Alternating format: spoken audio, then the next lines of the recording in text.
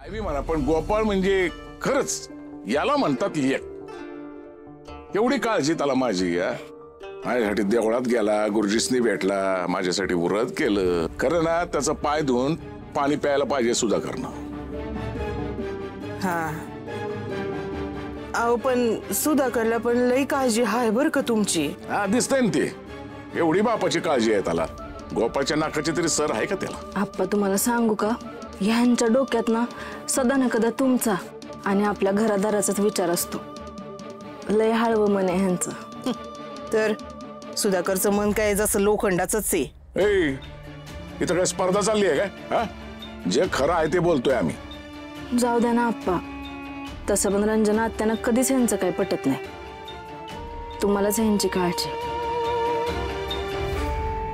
पण आप्पा मला एक गोष्ट कळली नाही, तुम्ही रातच्याला वाड्याच्या माग काय करत होता? तुम्ही कुदळ घेऊन काहीतरी खोदत होतात, काय हाय का तिथं?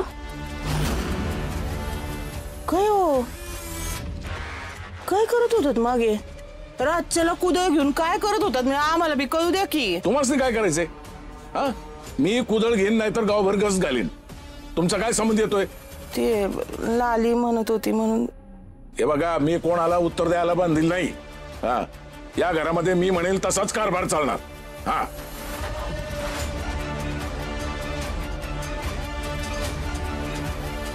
असे यांचं.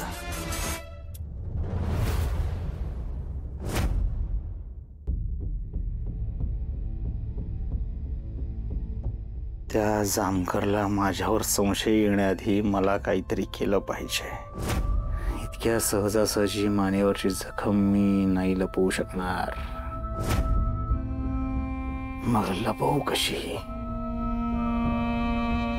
अरे गोपाळ, काय बडबडतोयस? नाही, कुठं काय नाही. मंगे, दुकान सोडून इकडे काय करतोयस? अरे दुकानात बसून कंटाळलो होतो. हा, दुकानात माश्या येतात, किड येतात, मच्छर येतात. आपण दुकानातला का गिरायकच नाही माझ्या, आणि आलं तरी राडा घालतंय. काय रे बाबा, काय झालं? ओके मामा आलं होतं दुकानात. आता त्याच्या चुकीमुळं त्याच्या मानाला वास्तारा लागला. ते आलं जामकर साहेबांना घेऊन. तर जामकर साहेब म्हणले की बाबा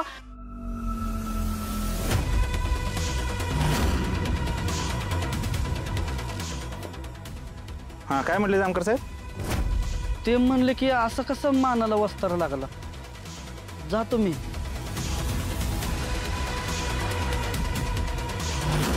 या मानेवरच्या जखमेचं काहीतरी केलं पाहिजे. अरे मंगेश शेठ आले. हे घ्या मंगेश शेठ, लगेच स्पेशल चा घे. मंगे, ए मंगे, ए कुठं हरवलाय? ए अरे इथं लगा नको ते डाउनलोडिंग होऊन बसले. काय करावं काय कळ नाही. तुमचं काय चहा घ्या. मंगे तुला चहा पाहिजे का नको ते सांगा आधी. तू काय येणार का रे?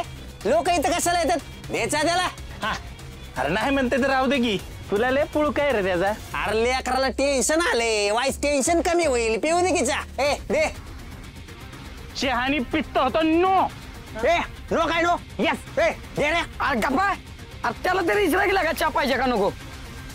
ए मंगे, लगा तुम्हाला उधार चहा द्या ते द्या. वरनं तुमची ही नाटकं होय. पाहिजे का नको सांग. ए अरे इथं विचार करून माझं डोकं फुटायची वेळ आली. अरे अरे पण झालंय काय? हा, अरे मला नुसतं सांग. डायरेक्ट बातमी करतो, व्हायरल करून टाकतो. तू फक्त मला सांग मॅटर काय? अरे मी जखम बघितली. ह्यो कसला मॅटर आहे? आणि मॅटर झाल्यावर जखम होती. जखम झाल्यावर कधी मॅटर झालेला ऐकलं का येड्या मॅटरच्या? मी गोपाळच्या मानावर जखम बघितली. गोपाळच्या मानव मजा नाही. पण त्यात काय एवढी मजा नाही. काय तू खरंच गोपाळच्या मानावर जखम बघितली होय? होय तर. अरे मग तू काय करणार आता? जामकरला सांगणार होय? हे असं कसं सांगणार आहे? लगा गोपाळ आपला दोस्त आहे की. होय की.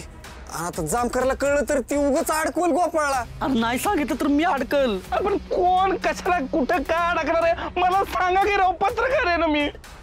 हे सुंदर, काय नाही त्या जामकरनी गोह्याला सांगितलं होतं की गावात कुणाच्या मानावर जखम आहे ती मला सांग म्हणून.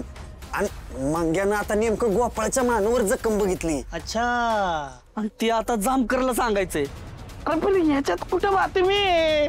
हा ए अरे लाज वाटते का तुला? हे तर मला गोपाळचं टेन्शन आलं आणि तुला बातमीच पडलंय वय.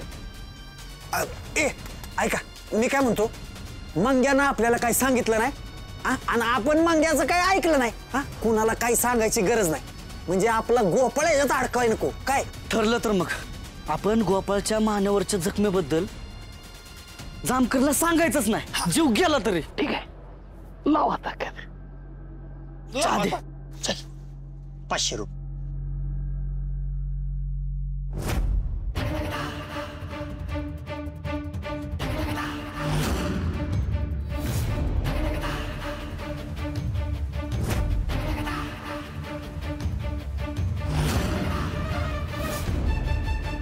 साहेब आत येऊ.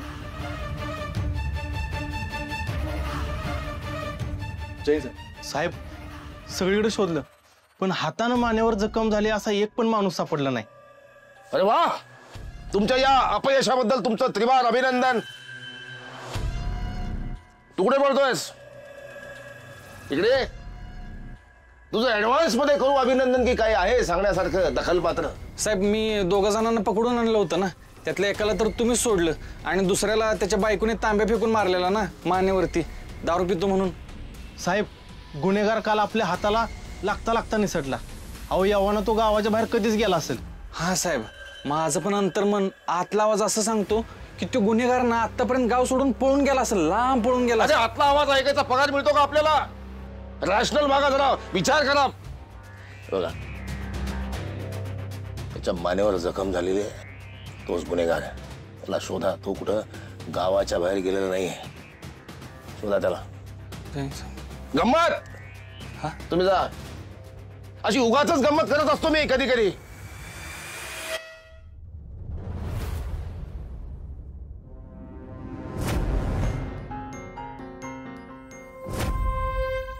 तो जामकर या प्रकरणाच्या पाठीमागे आता हात धुवून लागणार, म्हणजे त्याला माझ्यापर्यंत पोचायला वेळ नाही लागणार. ह्या मानेवरच्या जखमेचं काहीतरी केलं पाहिजे. सहजासहजी ती अशी लपवता येणार नाही. मला काहीतरी केलं पाहिजे.